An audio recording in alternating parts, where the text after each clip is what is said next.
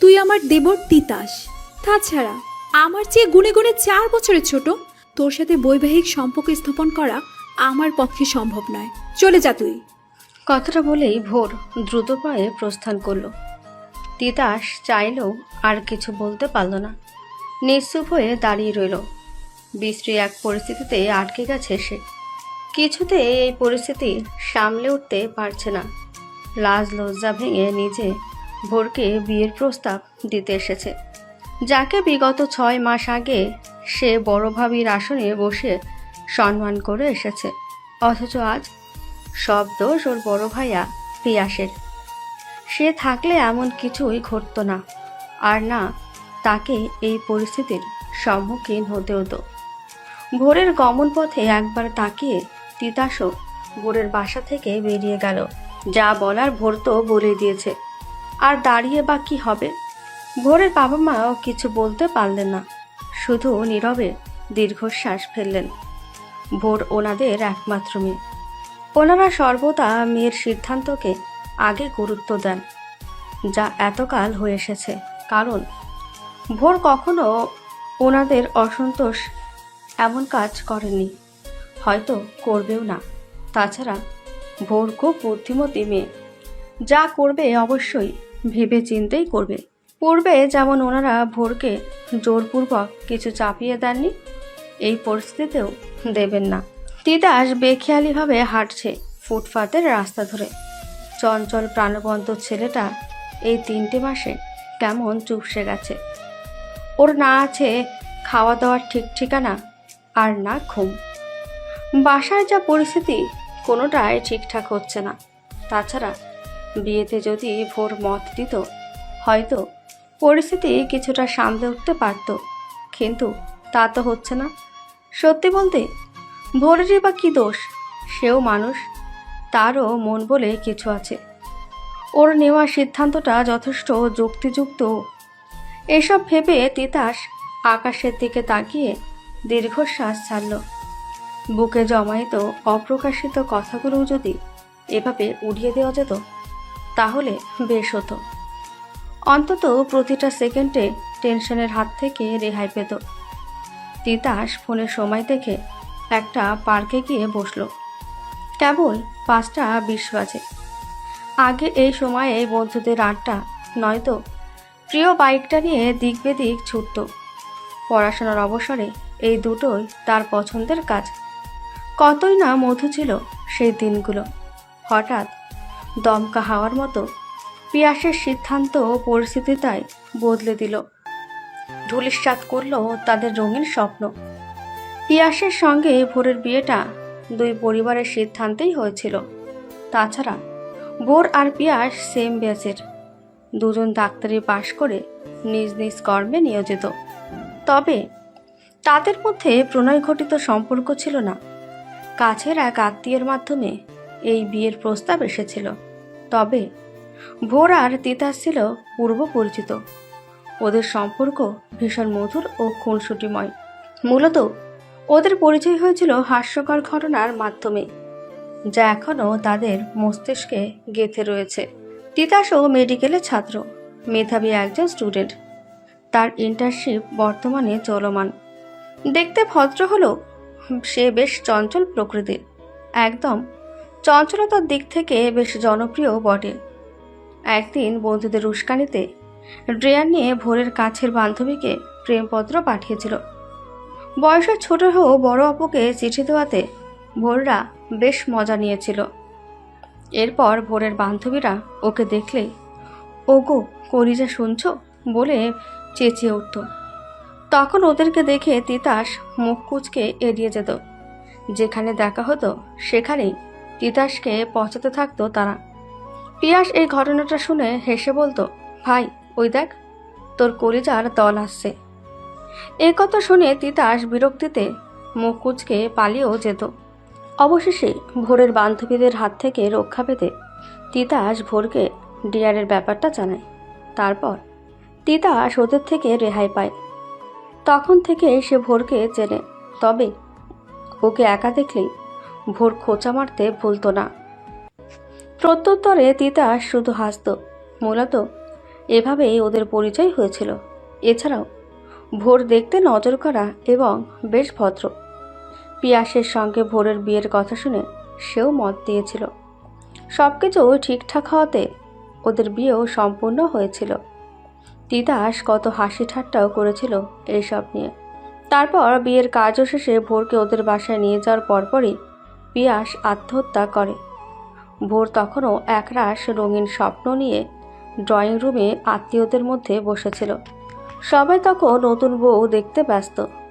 হইচই চেঁচামেচির আমেজে পরিপূর্ণ ছিল চারিপাশ। হঠাৎ পিয়াসের বন্ধুদের চিৎকার শুনে সবাই সেদিকে ছুটে যায় এবং গিয়ে দেখে পিয়াস আর নেই। তার দেহখানা প্রাণত্যাগ করেছে কিছুক্ষণ আগে। সমস্যা থাকলে তার সমাধান রয়েছে, তাই বলে আত্মহত্যা, তাও বিয়ে করে। তখনকার সেই শোকাহত মুহূর্তে সবাই যখন পিয়াসকে নিয়ে ব্যস্ত, তখন কয়েকজন মহিলা ভোরকে সাদা শাড়ি পরিধান করিয়ে দেন। ওটাই নাকি ভোরের উপযুক্ত পোশাক। ভোরও তখন কিছু বলেনি, শুধু নির্বাক দৃষ্টিতে তাকিয়েছিল। মূলত কিছু বলার মতো অবস্থাতে সে ছিল না। এরই মধ্যে কেউ বা কারা তাকে তুলল অপরাধীর কাঠগড়ায়। ওর শরীরে লেপ্টে দিল অলক্ষ্মী এবং অপয়া তকমা। সেই মুহূর্ত থেকে ভোর যেন পাথরে পরিণত হয়েছে। কোনো অনুভূতি কাজ করে না ওর মধ্যে। এই অবধি ঠিক ছিল, কিন্তু তিতাসের মা ভোরের এই অবস্থা মানতে পারেনি। ছেলের সুখ এবং ভোরের কথা ভেবে ব্রেন স্ট্রোক করেন। বর্তমানে উনি শয্যাশায়ী। প্রায় 6 মাস যাবৎ হসপিটালে দিন কাটছে ওনার। দিনকে দিন অবস্থাও বেগতিক হচ্ছে। তবে তার এই অবস্থা হওয়ার আগে উনি ভোরের সঙ্গে তিতাসের বিয়ের প্রস্তাবও পাঠিয়েছিলেন, কারণ পিয়াসের ভুল সিদ্ধান্তের জন্য একটা মেয়ের জীবন নষ্ট হয়ে গেছেন। এই অনুতাপে সর্বদা অস্থির থাকতেন। খোঁজ নিয়ে জেনেও ছিলেন কেউ বা কারা অপয়া লক্ষ্মী বলাতে ভোর আত্মহত্যা করতে গিয়েছিল। ভাগ্যক্রমে তার ছোট ভাই জানালা দিয়ে দেখে ফেলাতে সে বেঁচে যায়। এভাবে তো আর কারো জীবন চলে না। এই সমাজের কিছু নিকৃষ্ট মানুষ তাকে ভালো থাকতে দেবে না। তাকে বারংবার মনে করিয়ে দেবে এবং দিচ্ছে সে অপয়া, অলক্ষ্মী। এই জন্য বিয়ে করে ঘণ্টাখানিক পেরোতে না পেরোতেই বরকে খেল। না হলে এমন হবে কেন? এসব ভেবে সিদ্ধান্ত নিয়েছিলেন উনি তিতাসের সঙ্গেই ভোরের বিয়ে দেবেন। ওনাদের এক ছেলের জন্য ভোরের জীবন অগোছালো হয়েছে, আরেক ছেলেকে দিয়ে সব ঠিকঠাক করবেন। তিতাসকে তখন নিশ্চুপ দেখে সম্মতি আছে ধরে নিয়েছেন, কিন্তু ওনাদের পরিকল্পনা বৃথা করে ভোর নিজেই প্রস্তাবে নাকচ করে দেয়। এভাবে এতদিন অতিবাহিত হয়েছে, কিন্তু গতকাল রাত থেকে মায়ের অবস্থা আরও খারাপ হওয়াতে তিতাস নিজে ছুটে এসেছে ভোরের কাছে। একে তো ভোর সম্পর্কে ওর ভাবি, তার উপরে বয়সে বড়, তবুও সে পরিবারের কথা ভেবে মেনে নিয়েছে। কিন্তু ভোর, সে তো নিজের সিদ্ধান্তেই অটল। তবে তিতাসও হার মানার পাত্র নয়। যেখানে ওর প্রাণপ্রিয় মায়ের করা আদেশ অবধারিত, সেখানে আর কোনো কথায় থাকতেই পারে না। থাকলেও সে তোয়াক্কা করবে না। এসব ভেবে তিতাস পার্ক থেকে বেরিয়ে ভোরের চেম্বারে চলে গেল। কিছুক্ষণ আগেই ভোর এখানে এসেছে, এখন রোগী দেখতে ব্যস্ত। একে একে সব রোগী দেখা হলেই তিতাস এবার চেম্বারে ঢুকে ভোরের মুখোমুখি বসল। সামনে থাকা স্বচ্ছ কাচের গ্লাস থেকে পানি পান করলো। হাতের উল্টো পিঠ দিয়ে মুখ মুছে এসির পাওয়ার বাড়িয়ে দিল, যেন চেম্বারটা তার। তখন ভোর স্বাভাবিকভাবেই বলল, কিছু বলবি? পড়া ফেলে এখানে নিশ্চয় খেজুর আলাপ করতে আসেনি। তাও ঠিক। পুনরায় বলছি, আম্মুর প্রস্তাব মেনে নাও। পুনরায় জানিয়ে দিচ্ছি, না না এবং না। কেন? উফ, আর কতবার বলবো তিতাস, তোকে সেভাবে ভাবতেই পারবো না আমি। তাছাড়া বয়সও ছোট তুই।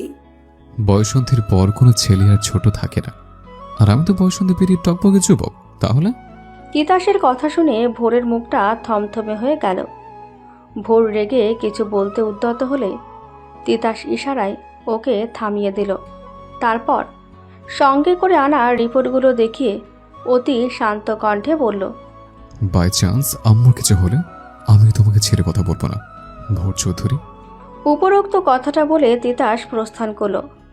জবাবে কিছু বলার সুযোগটুকুও দিল না। ভোরও আর না বসে বেরিয়ে পড়ল। তার কিছু ব্যক্তিগত কাজ সারতে হবে। রোগীর চাপ কম, তাই আজ সারাই উত্তম। আর এই পাগলের কথায় সে পূর্বেও কান দেয়নি, এখনও দেবে না। ছোট মানুষ বোঝে কম, বকে বেশি। তাছাড়া পারিপার্শ্বিক অবস্থা দেখে বিয়ের জন্য লাফাচ্ছে সে। অথচ এই তিতাসী একদিন আফসোসে ডুবতে বসবে না, এর নিশ্চয়তা অনিশ্চিত। জীবন ছেলেখেলা নয়, কতই না চড়াই উতরায় আছে এই জীবন নামক সংগ্রামের। সব কাটিয়ে উঠতে পারলেই মানব জীবন সার্থক। তিতাসের জীবনযাত্রা কেবল শুরু। তার রঙহীন জীবনে জড়িয়ে তাকে হতাশাগ্রস্ত করার মানেই হয় না। মুখ্য কথা, সে করুণার পাত্রী হতে চায় না। এভাবেই ওর রঙহীন পানসে জীবনখানা দিব্যি পেরিয়ে যাবে। তাছাড়া সবাইকে সংসার ধর্ম পালন করতে হবে এর কোনো মানে নেই। প্রচ্ছন্নতার ভিড়ে একরাশ রঙিন স্বপ্ন সযত্নে সেও সাজিয়েছিল, বাস্তবায়ন হলো কই। বরং স্বপ্ন মেলে ধরার আগেই সব ভেঙে চুরে চূর্ণ বিচূর্ণ রূপ ধারণ করলো। মলিন করে দিল তার সুখপূর্ণ জীবনচরিতা, যেখানে এখন একরাশ বিষণ্ণতার বসবাস। এর যে তিতাসের সঙ্গে ওর আগে সম্পর্কই বহাল থাকুক, যেন দিন শেষে হাসিপূর্ণ মুখে বলতে পারে সে কাউকে ঠকায়নি, কারো দীর্ঘশ্বাসের কারণ হয়নি। তিতাস বাসায় গিয়ে ফ্রেশ হয়ে টানটান হয়ে শুয়ে পড়ল। খুব ক্লান্ত সে। ক্লান্তিতে চোখের পাতাজোড়াও আনমনে বন্ধ হয়ে আসছে। প্রচণ্ড ক্ষুধার্তও বটে, তবে উঠে বসে খাওয়ার মতো শক্তি তার শরীর অবশিষ্ট নেই। পরিশ্রান্ত দেহখানা যে বিশ্রাম যাচ্ছে, এত ধকল শরীর আর কুলাচ্ছে না। তিতাস কিছুক্ষণ সেভাবে শুয়ে রইল। তারপর হঠাৎই বন্ধ চোখজোড়া খুলে উঠে বসল। ঘাড় ঘুরিয়ে পিয়াস আর তার ছবি দেখে মলিন হাসল। ওর প্রাণপ্রিয় ভাইয়া মাটির সঙ্গে মিশে গেছে। এখন শত চাইলেও প্রাণ ভরে ডাকতে পারবে না ভাইয়া ডাকটা। বিপদে আপদে ভাইয়ের থেকে বুদ্ধি নেওয়া হবে না। পছন্দের পারফিউমটা চুরি করে ব্যবহার করা হবে না। এই টি শার্টে তোমায় ভালো লাগছে না ভাইয়া বলে নিজেরও দখল করা হবে না। ভাইয়ার ফোনের চ্যাট লিস্ট সহ বেনামি প্রেমপত্রের ছবি তুলে রাখা হবে না, যাতে পরে সেগুলো দেখিয়ে মোটা টাকা হটাতে পারে। নাস্তার টেবিলে হুটোপুটি করে ভাইয়ার প্লেটের মাংস অথবা ডিম নিয়ে দৌড় দেওয়া যাবে না। একসঙ্গে বাইক নিয়ে বের হলে সুন্দরী মেয়ে দেখলে চেঁচিয়ে বলা হবে না, শুনুন সুন্দরী লালনা, আমার ভাই আপনাকে পছন্দ করেছে, এজন্য আই লাভ ইউ। এসব বলে কত শত মেয়ের মুখে গালি শুনেছে, ইয়াত্তাও নেই। এই অপরাধে বাসার বাইরে কান ধরে দাঁড়িয়েও থেকেছে। আর কান ধরা অবস্থাতেই পথচারী মেয়েদের প্রেমের প্রস্তাব দিয়েছে, ফোন নাম্বার চেয়েছে। তখন ওরা আবার বাসাতে গিয়ে ওর নামে বিচার দিয়ে এসেছে। ফলস্বরূপ ওর আম্মু কেঁদে কেটে কথা বলা বন্ধ করে দিতেন। রান্নাঘরের দরজায় তালা ঝুলিয়ে রাখতেন, যাতে এসব আর না করে। কিন্তু না, এতেও সে শুধরাবার ছেলে নয়, বরং ফুড পান্ডা থেকে তার পছন্দের খাবার এনে পায়ের উপর পা তুলে খাবার খেত আর খেলা টিভিতে দেখত। কেউ বিরক্ত হয়ে তাকালে তাকে হাসি মুখে খাবার অফার করত। ওর এহেন চঞ্চলতা, অস্থির ভাব দেখে পাড়াতো এক দাদি বলেছিলেন, ওর পশ্চাদশে নিশ্চয়ই বানরের হাড় আছে, নয়তো এমনই বা করে কেন? এ কথা শুনে সে সত্যি সত্যি বানরের হাড় আছে নাকি দেখতে এক্স রে করতেও চেয়েছিল। ঠিক এমন চঞ্চল দুরন্তপনা প্রকৃতিক ছেলে ছিল সে। অথচ এই 6 মাস যাবৎ সে ধীর স্থির, যেন এটা অন্য এক তিতাস। তিতাস উঠে ছবিটার সামনে দাঁড়িয়ে মনে মনে কিছু কথা সাজিয়ে নিল, তবে মুখে উচ্চারণ করার সাহস পেল না। পিয়াস মারা যাওয়ার পরেও ভোরকে সে ভাবির নজরে দেখত, সম্মান করত। কিন্তু ভোরের ইদ্যত পালনের সময়সূচি পার করে ওর আম্মুর প্রস্তাব পাঠানোর পরে মন ঘুরিয়েছে, যদিও যুক্তিযুক্ত আরও কিছু কারণ রয়েছে যা অপ্রকাশিত। মূলত সেই অপ্রকাশিতই রয়েছে, অর্থাৎ মূল কাহিনী দ্বারাই। পিয়াসের মৃত্যুর 6 মাস হলেও ভোরকে ভাবি মেনেছে মাত্র 4 মাস 10 দিন, যা বিধবা বিয়ের উপযুক্ত সময়। এছাড়াও ওর মায়ের অসুস্থতা এবং ভোরের আত্মহত্যার ঘটনাতে মন স্থির করে ফেলেছিল ভোরকে বিয়ে করার। এছাড়া কোনো পথ খোলা ছিল না। তিতাসের এখন ভাবনার ছেদ ঘটল দরজায় নক পড়ার শব্দে। সে দরজা খুলে দেখে রেশমি চাচি দাঁড়িয়ে আছেন। ওর চাচা মারা গেছে 8 বছর হলো। সেই থেকেই চাচি ওনার একমাত্র মেয়ে রোজাকে নিয়ে এখানেই থাকেন। রোজার বর্তমান বয়স 11 বছর, তবে সে হাঁটতে পারে না, সর্বদা হুইল চেয়ার ব্যবহার করে। জন্মগতভাবে ওর পা বাঁকা। আর ওদের পরিবারের সদস্য সংখ্যা ছিল মোট 7 জন। বাবা মা, বড় বোন সারা ডিভোর্সি, চাচি রোজ, পিয়াস আর সে। ভোরেরও যুক্ত হওয়ার কথা ছিল, কিন্তু হলো না। ভাগ্য তাকে চরম ধোঁকা দিয়েছে। তখন চাচি ব্যতিব্যস্ত হয়ে বললেন, বিকাল 4টা বাজে, কখন খাবি তুই? যাও, আসছে। আমিও হসপিটালে যাব, আমাকে ফেলে যাস না যেন। তুই খেয়ে নে, আমি রেডি হচ্ছি। বাবা কোথায়? খেয়েছে? খেয়ে কেবল রুমে গেলেন। তিতাস আর কথা না বাড়িয়ে খেয়ে রেডি হয়ে চাচিকে নিয়ে হসপিটালের উদ্দেশ্যে রওনা দিল। সেখানে পৌঁছে চাচিকে ওর আম্মুর কেবিনে রেখে নিজের কাজে চলে গেল। আজ এই বেলাতে অনেক রোগী ভর্তি হয়েছে। কারো অ্যাক্সিডেন্ট, কেউ বা হাত পুড়িয়েছে, অথবা কেউ পেটের অসহনীয় ব্যথায় জর্জরিত। তিতাস ওর ডাক্তারি সাদা অ্যাপ্রন গায়ে জড়িয়ে গলায় স্টেথোস্কোপ ঝুলিয়ে রোগী দেখতে ব্যস্ত হয়ে পড়ল। এভাবে রোগী দেখতে দেখতে ঘণ্টাখানিক সময় কেটে গেল। তারপর বরাদ্দকৃত রুমে গিয়ে চোখে মুখে পানি দিয়ে বসতেই ফোনের রিংটং বেজে উঠল। সে বিরক্ত চেপে কথা বলতে বলতে ওর আম্মুর কেবিনের দিকে পা বাড়ালো। অপর ব্যক্তিকে কথা দীর্ঘ করার সুযোগ না দিয়ে দ্রুত কল কাটল। তারপর কেবিনের দরজায় পা রাখতে অবাক হলো, কারণ ভোর সশরীরে এখানে উপস্থিত। তিতাস ঘড়িতে সময় দেখে ভ্রুজোড়া কুঁচকে ফেলল। রাত 9টা বাজে। এখানে ভোরের আসার কারণ বোঝার চেষ্টা না করে সে সরাসরি ওর আম্মুর পাশে বসল। নার্সকে ডেকে ঠিকঠাক ওষুধ খাইয়েছেন কিনা খোঁজ নিল। নিজে ওর আম্মুর শরীরের হালচাল জিজ্ঞাসা করল। চাচি সন্ধ্যার আজানের পরপর চলে গেছে। ড্রাইভার কাকা এসে নিয়ে গেছে। সব ঠিকঠাক দেখে তিতাস এবার ভোরকে বলল, এখানে কে? ভোর তখনও ফোন কল করতে ব্যস্ত। তখন তিতাসের আম্মু রুগ্ন কণ্ঠে বললেন, আমি ডেকেছিলাম। তিতাস কেন জানি নিজের রাগটা সংবরণ করতে পারল না। সে হাতে স্টেথোস্কোপ ছুঁড়ে ফেলে চেঁচিয়ে বলল, কেন আম্মু, কেন? তুমি কেন বারবার অপমান হতে চাও? কিসের অভাব তোমার, বলবে আমায়?